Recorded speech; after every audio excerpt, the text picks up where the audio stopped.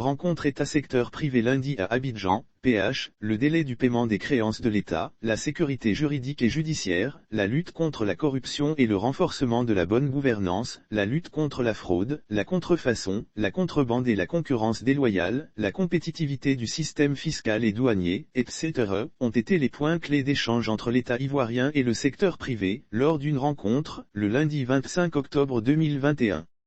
Le président de la Confédération générale des entreprises de Côte d'Ivoire, CGC, patronat, Jean-Marie Aka, s'est félicité, le 25 octobre 2021 à Abidjan, de la conduite de la concertation entre l'État et le secteur privé, amorcée depuis le séminaire gouvernemental tenu en avril 2021.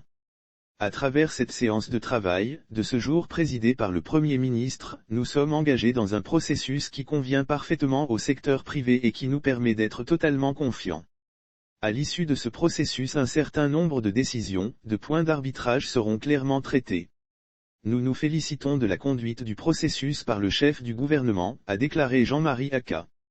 Et d'ajouter qu'après le séminaire gouvernemental, les échanges bipartites ont abouti à la mise en place de 6 groupes de travail mixtes qui réfléchissent sur des problématiques relatives à l'environnement des affaires, aux questions structurelles et de gouvernance. Nous rentrons maintenant dans la phase d'analyse du travail de ce groupe, a-t-il indiqué.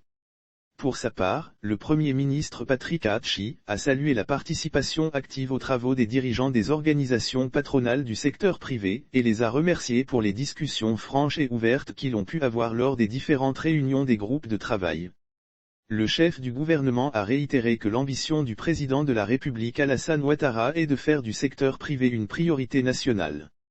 Il n'y a aucun autre moyen de permettre au secteur privé d'avancer à une vitesse que l'État souhaiterait, s'il n'y a pas un partenariat extrêmement proche qui permette aux uns de soutenir les autres, a-t-il conclu.